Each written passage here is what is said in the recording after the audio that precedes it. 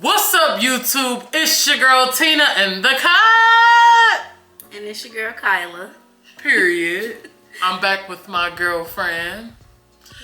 And tonight, y'all, we gonna be talking about the Quiet on Set documentary and basically give y'all our thoughts and opinions on it. We watched it and the stuff that's on the documentary is really heartbreaking.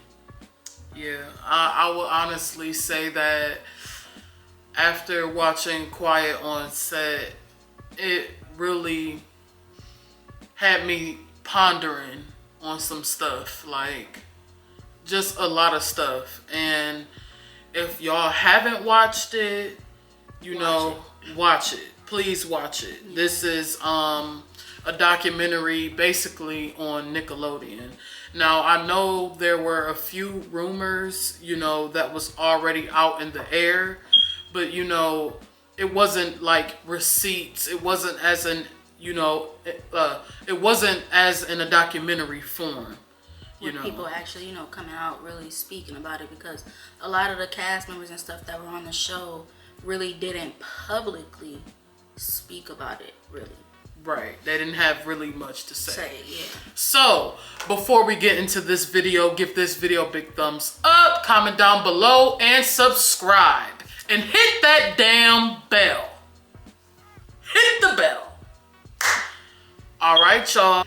I just feel like on a standpoint of like on the outside looking in, we as people and kids that actually watch the shows, we would have never thought that those things was going on behind closed doors. Like, we just kids happy to watch the shows, having a good time and stuff. But the kids that were, on the shows actually were going through things behind closed doors that was really like nightmares to them, for real. And it's just, it's really sad, for real, to actually hear what they went through, and actually knowing that some of the producers and people that were on set, the adults that were on set with them, knew about some of the things, and nobody really spoke out about it.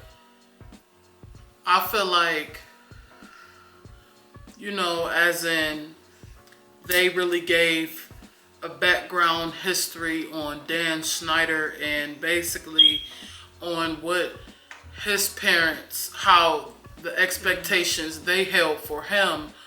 It's kind of, like how he turned, the reason why he turned out how he turned out. Because of his childhood and things, that he went through. He wasn't one of those kids that people, wanted to come up to and play with all the time. He was one of the kids getting picked on. He wasn't getting no girls and stuff like that. Yeah, he was known as the fat kid. That's what people would say. He was heavy set all his life. Even his parents, didn't think that he was gonna amount to anything. Really, those were the words that was said in the documentary. They didn't think he was going to amount to anything at all. So I feel like some of the things that he went through, like, as you would say, hurt people. Like, maybe he didn't make it okay. It does not make it okay. I am not sticking up for Dan Schneider at all. It does not make it okay. I'm just saying, as we're adults now, back then, me watching Nickelodeon, I didn't know what was going on or anything like that. But as I'm able to see the documentary and know what's going on, I see, like, okay, the sexual assault, the domino effect and what happened. He was heavy set all his life. He probably didn't have enough female attention. So by him, playing this big role, he's the producer. Ain't nobody seeing him do any of this stuff because he's behind the camera doing this stuff. So he figured maybe he can get away with it because ain't nobody seeing what he doing. And on top of that, he's that big kid that didn't nobody want to play with or didn't nobody wanted to be with.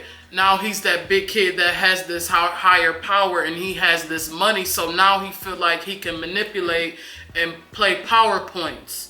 on people. That's what I realized. He have a bigger advantage over the kids because you telling these kids that you can take their career to the next level and, you know, give them a successful life, and they believe in you. So a lot of kids start not really wanting to listen to their parents and what their parents was thinking. They just listening to Dan because he the man telling them that he's gonna get them to the next point in life, basically. I don't know if anybody, you know, ever had a childhood dream to be an actor, but mine's was. I've always wanted to be an actor. Like, as far as, you know, when I was able, you know, to realize what shows I liked and what shows that, you know, I didn't like, I was able to look at Nickelodeon or look at Disney Channel and look at it as like, wow, this is kids being on TV. No adults have the time around, like behind closed doors, we not knowing, you know, what's going on, you know, like how they talked about in the documentary about the Amanda show, you know, what was going on in the Amanda show, and then all that show between, you know, the dark-skinned black boy Brian, how he was on the Amanda show and how it was racial comments being made towards him. It was basically that his mom is the one that noticed, because she was like, you know, his first time going into the show, they had him playing a scene where he was like a dealer, and she's like, black boy playing dealer, that's kind of crazy. Like, he's a kid. Right. So it's like, you know, even with Amanda, you know, how they said that Amanda was too close with Dan, how, you know, it was always, you know, she would, you know, give him a hug from behind, or she was always, giving you know, massages and stuff like that. I feel like Amanda at that point in time, like, maybe she didn't realize that it wasn't okay.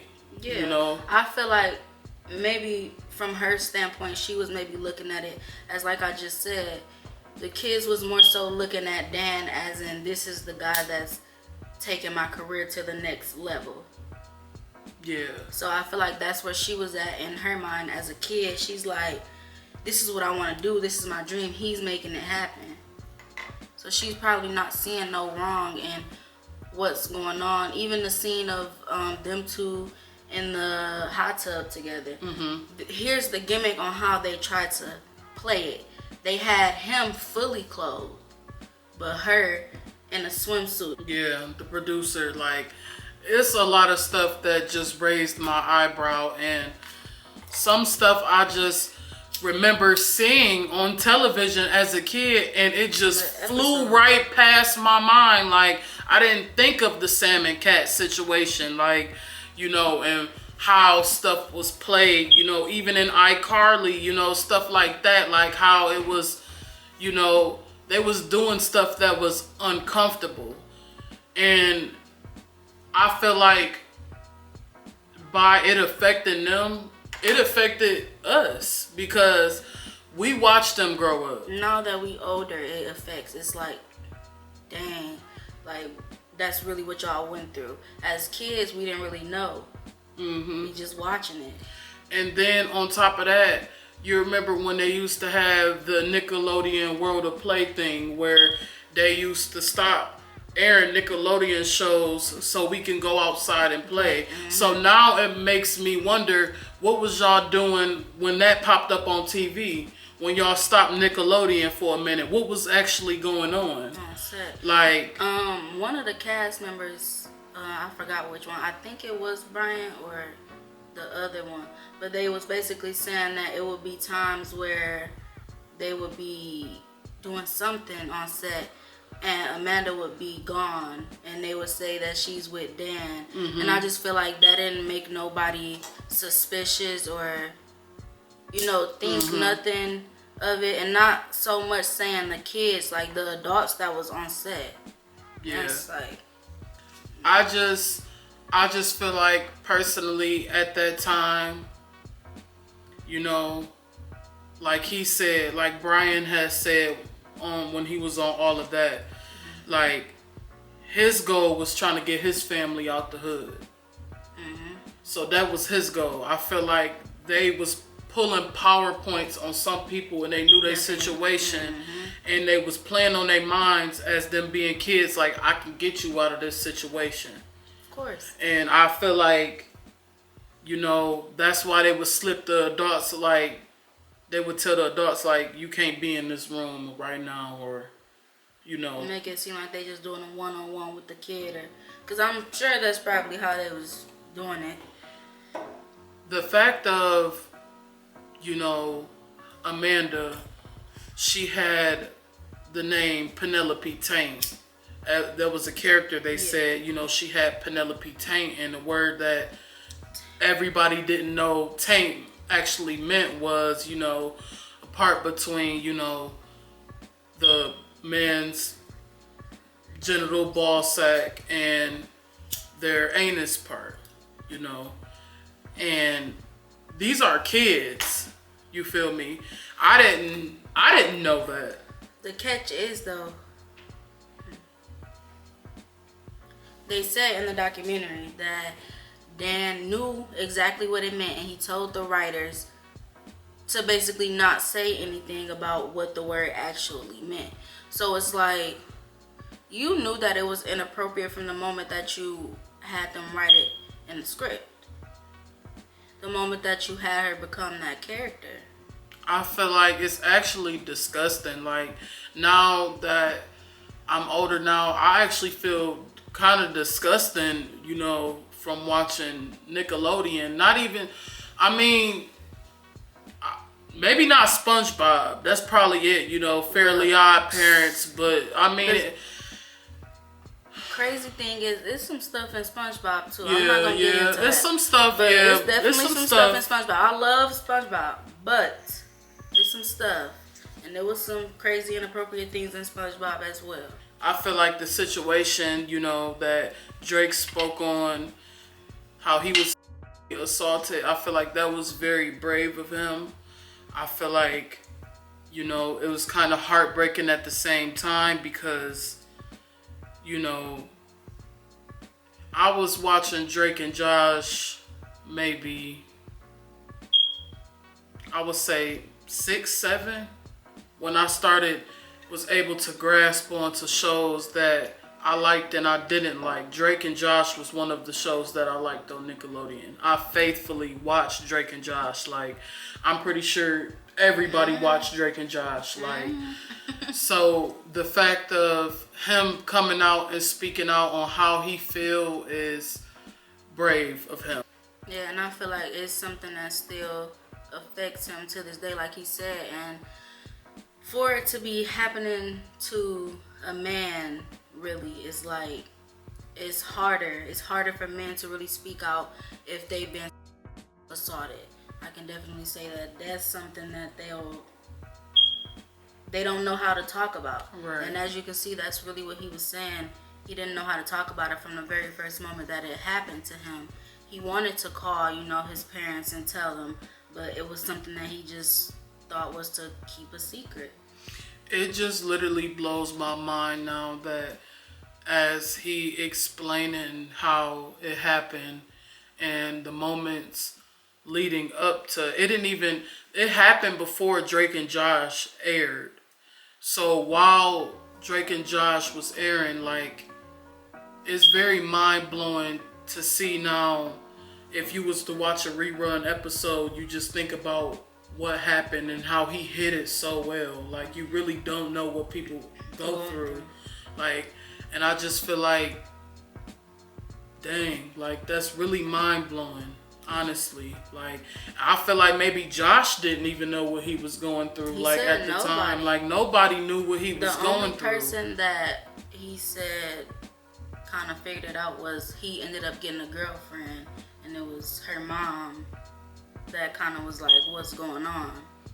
Yeah, I just personally feel like what Brian did and how he still has his job, because I looked up on Google and it said he's still working in Hollywood. I feel like justice needs to be served, honestly, because, I feel like God, like, I feel like the Hollywood industry, they've always denied Christ. They always deny him. And I feel like that's one of the reasons, like, because there's so much wicked stuff that goes on that covered up, that gets swept up under the rug, like, that don't nobody know about. And I just feel like, you know, what says in the Bible, what's done in the dark comes to the light. Like, it doesn't matter who you are. It doesn't matter how much money you have. If you doing something, it's gonna come to the light no matter what. Like, you know, it's just, it's terrible. It's just so much stuff that I watched from the documentary, and it's just unbelievable. Like, you know, the stuff that on that Dare show, how, you know, they would make them like chug sugar down their throat and stuff like that, like, or to worms. the point where they was choking. Yeah. Like all types of stuff. Like, you know, he was in a tub full of worms and stuff like that. Like, they was just very, like, forthcoming, basically saying how they felt uncomfortable doing those things. And I feel like we didn't know. Like, we didn't know. And I feel like, I'm not gonna say we're terrible or anything like that, but me, I feel kind of a little bit disgusted watching it for entertainment. Yeah, I was about to say that, because we looked at it as something to just watch and entertain us, and the whole time those kids felt uncomfortable doing those things, and we watching at home laughing, having a good time, thinking that they having fun doing that. We the kids sitting at home wanting to be on those shows, thinking they having a good time. And the whole time they're not.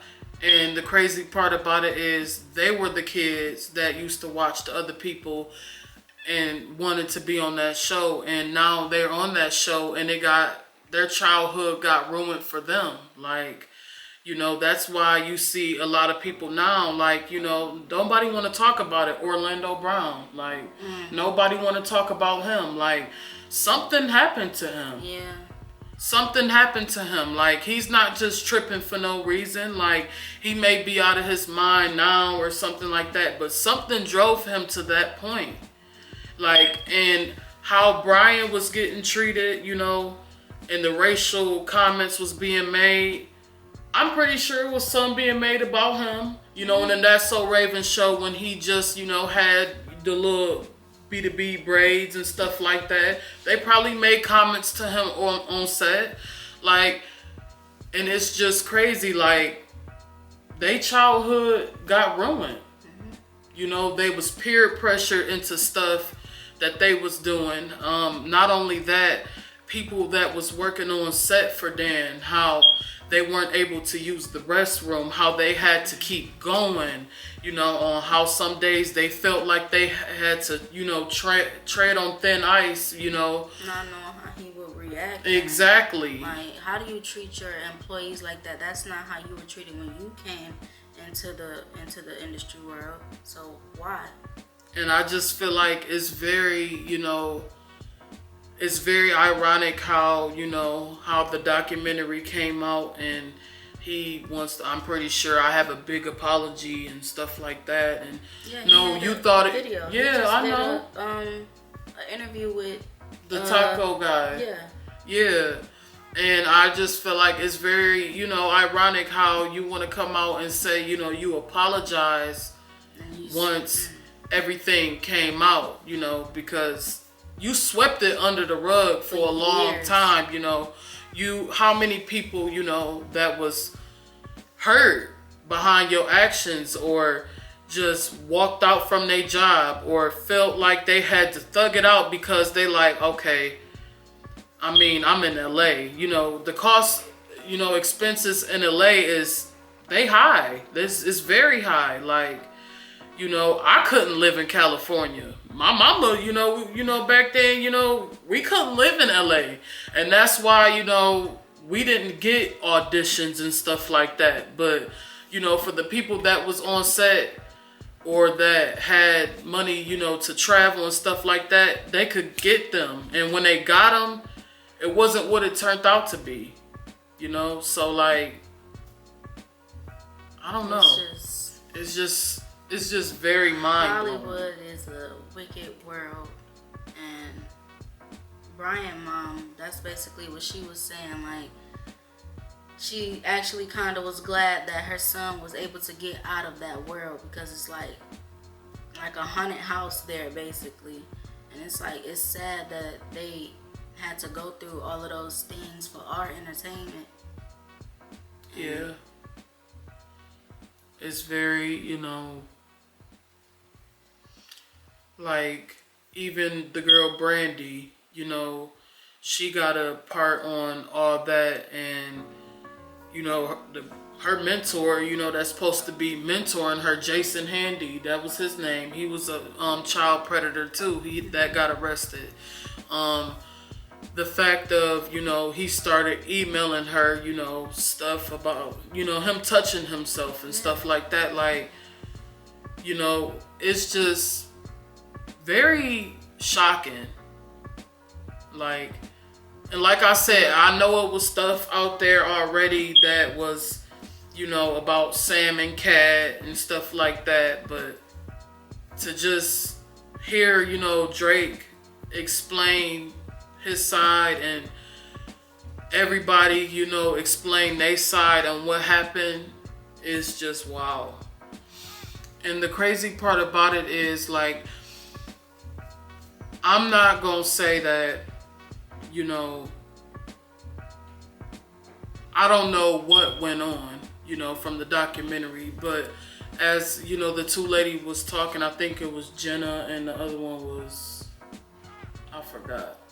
But basically, you know, the two ladies that were talking, they were basically saying that everybody was scared of Dan, how they didn't, you know, want to come out, and basically, you know, that they were the two that were the writers, and that they telling us their story. And I really appreciate that, because I feel like, you know, for the ones that's actually scared and don't want to speak up, I feel like y'all cowards, and y'all could be saving a girl's life or a boy's life. Like, y'all can be saving somebody's life. Anytime y'all don't speak up, somebody can be getting touched on set. Anytime y'all turn y'all back, and I feel like y'all cowards for that. And it's crazy because even with the two writers, Dan had them like splitting the salary when they came in. It's like he really didn't want women working for him. He treated them as they were like less or something. And I feel like that's just kind of messed up on their part as well. I feel like just as, you know, how he treat women, you know, how Jenna, she had explained how she had basically had to lean over and act like she was being sodomized, and you know how he was making it, you know, as a joke for everybody to laugh at, you know. And I feel like, me personally, you know, I can't put myself in nobody else's shoes or anything like that, but I would have left. You know, I would have left, you know, but I can't speak on her story. That's her story. You know, I'm not in her predicament, but I'm just saying, for him to even put her in that position in the writer's room is just, it's disgusting.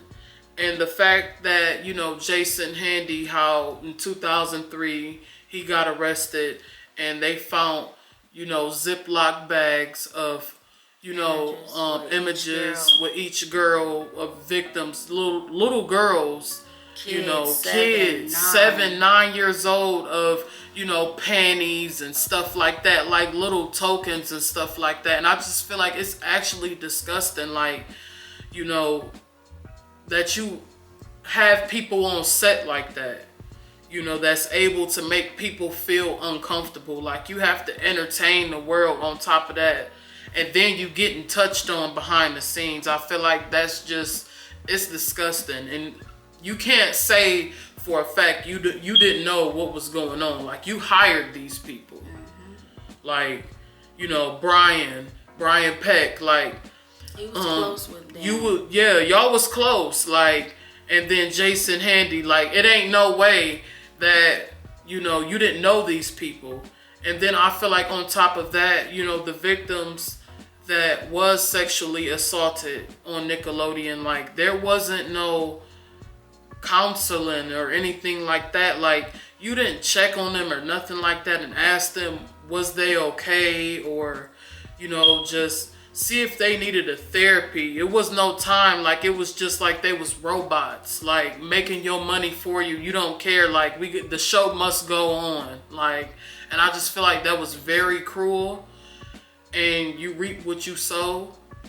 And nothing, no matter how much y'all try to deny God and don't believe in God, it's gonna come out. Because even if you touch somebody and it was just you and that person and you think nobody else saw, God saw.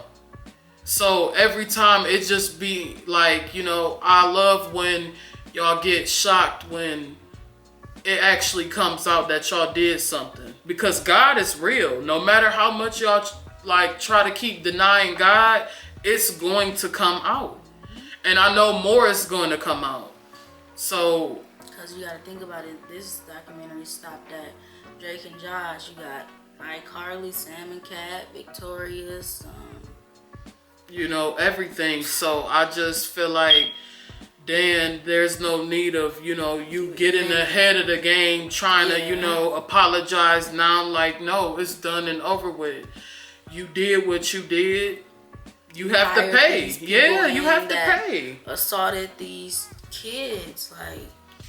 And not only that, I feel like, personally, not just what Drake went through or everybody, that was a victim actually on set. I feel like their parents as well. Like, I feel bad for them. I feel bad for Drake dad. Yeah, Drake dad. He went through a lot. Like, from the very beginning, he knew what was going on with Brian. Even like when they separated, he let Drake's mom know, like, don't let him, close with Drake. Don't leave him alone with Drake and stuff like that. And she basically failed Drake. Like, she let him go with Brian and he ended up getting sexually assaulted by him. And I feel like as a mother and as a wife, I feel like you should have went with your husband's thought still. And yet when he dropped him as a manager, I feel like that's where she failed him too. The fact that you let Brian Peck, talk behind your husband's back about you and his child, I feel like that's where it really went wrong for real. And especially he was still concerned about his safety. Drake may have not saw it yet, because that's any child's dream. Like, he live in any childhood's dream. We all watched Nickelodeon. We all watched Disney Channel and was just like, dang, like, the slime, getting slime poured on you. Like, I always wanted to be on those, game shows, or not even that, just be at the Nick Choice Awards. Like, that was one of my big things. I've always wanted to go to one of them. So it's like, he probably didn't see it right away, but I feel like the dad, he most definitely tried to do his part. And the fact that it still happened anyway, that hurts. That hurts. And I feel like the fact he's still, still working in Hollywood is baffling. Because this still could be going on. A tiger never changed their stripes. He's still doing the same stuff. He just got older with it.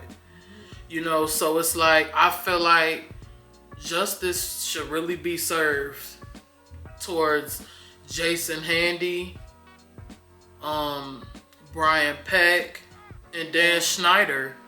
I'm sorry, y'all is completely wrong. And I feel like, Dan, you knew what you was doing.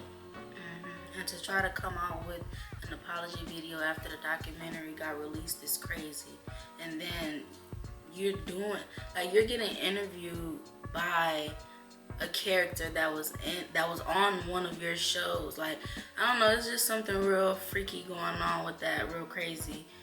It's just that world is wicked. It is. It's dangerous, and I'm sorry for the ones, that went through it and actually, had that stuff did to them on set or just period, like it was a big thing for Drake to speak up and say how he felt.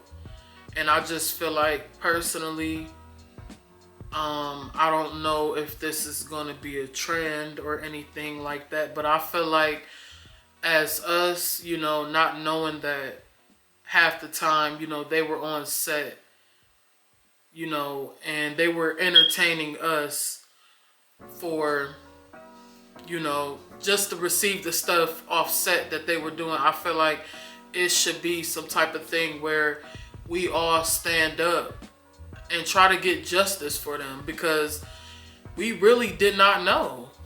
Like, we really didn't know. And half the times, they don't remember the episodes probably that they did, or stuff that, actually got us through our day, or will be, sad. And we had that one episode that was airing that they did, and, we start laughing or didn't want to laugh, and, just end up laughing. They probably don't even know that. Like, yeah. I just feel like watching this documentary and hearing about what happened with the kids, on Nickelodeon, it really makes me wonder what happened or, transpired with kids that was on Disney or, something like that. And it's just kind of crazy that Dan could come out with a video like you can try to defend yourself after all of these years and all of the stuff that happened to these kids. Why aren't you in prison? Like, you guys can lock up R. Kelly, and I'm not sticking up for him under no circumstances at all. I'm just saying, like, y'all can lock R. Kelly up, but y'all won't lock these men up. And it's proof. Like, the proof is in the pudding. People then came out and spoke about it and everything. It's a whole documentary. Why are they able to get on? Why is he able to get on social media and tell his story and how he feel and try to be sympathetic and apologize after all these years that went by?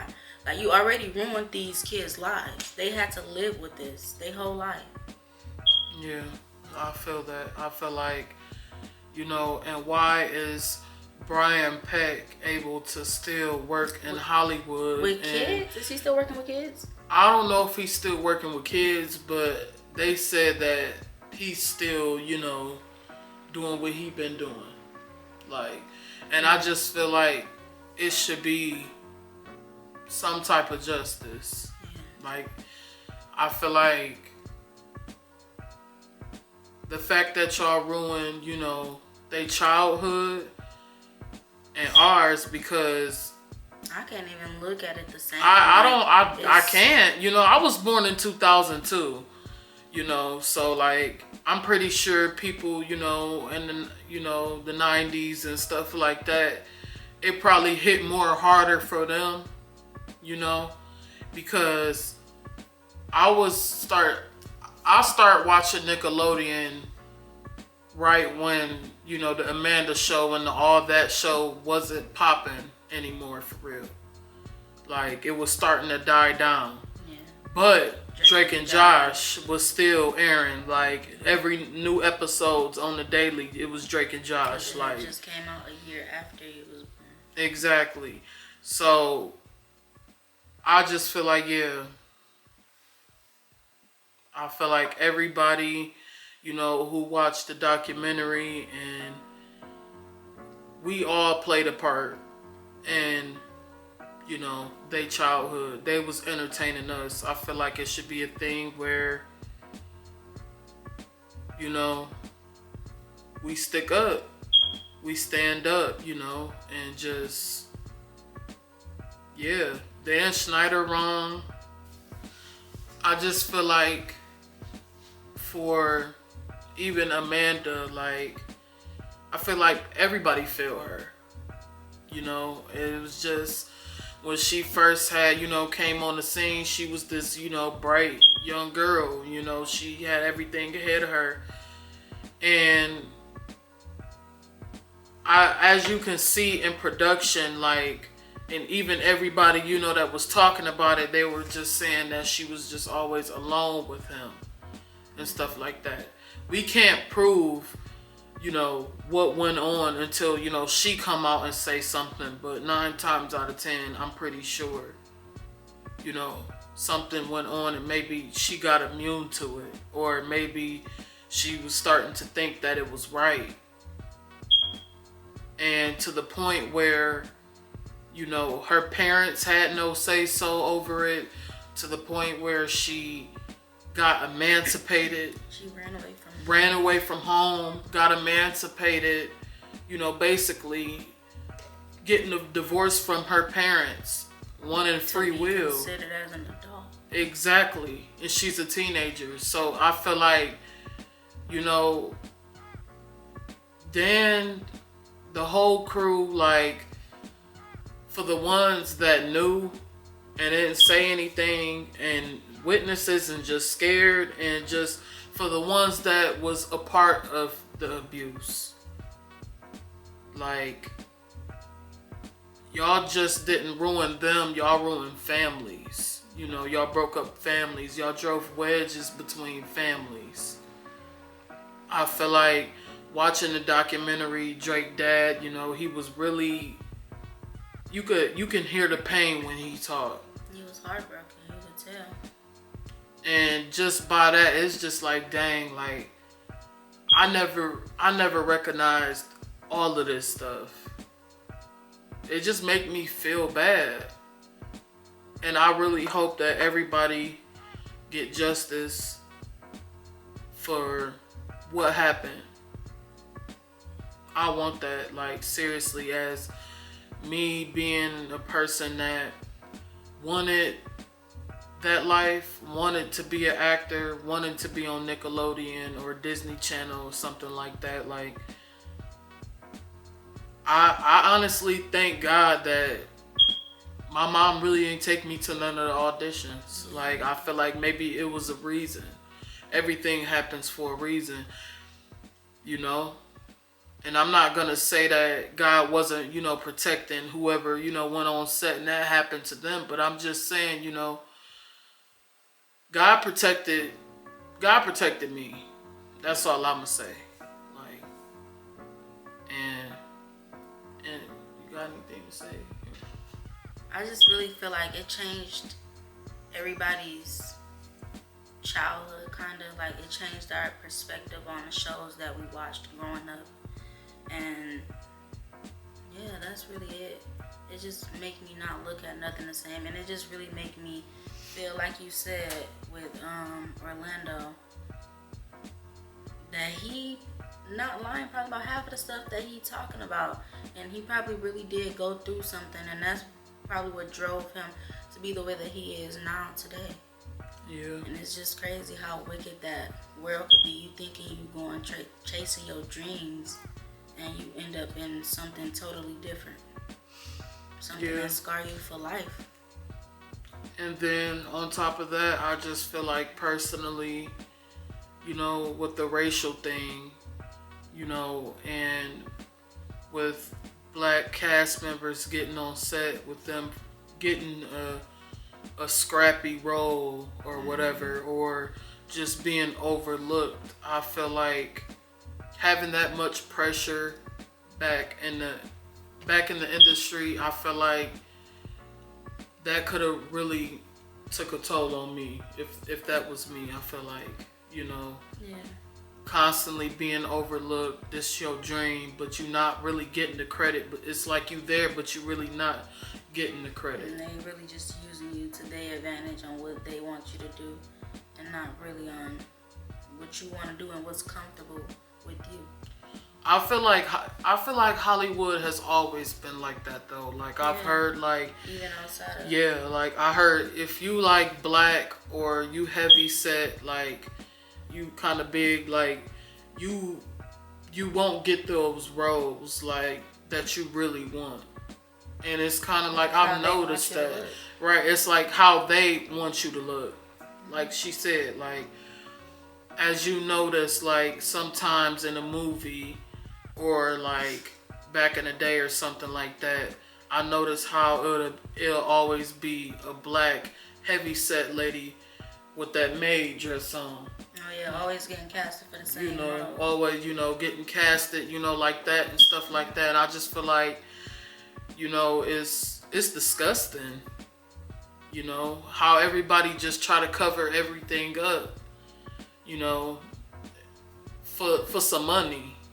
For the love of money, it's disgusting. Literally, the love of money. It's really disgusting, honestly. Like, I feel like nothing is really authentic anymore. If you ask me, people really don't even watch Disney Channel or Nickelodeon for real no more anyways. Like, people's on YouTube, like, even with Sam and Cat, with Samantha, what she went through, like, I think she even wrote a book about it because I think her mom had something to do with that too.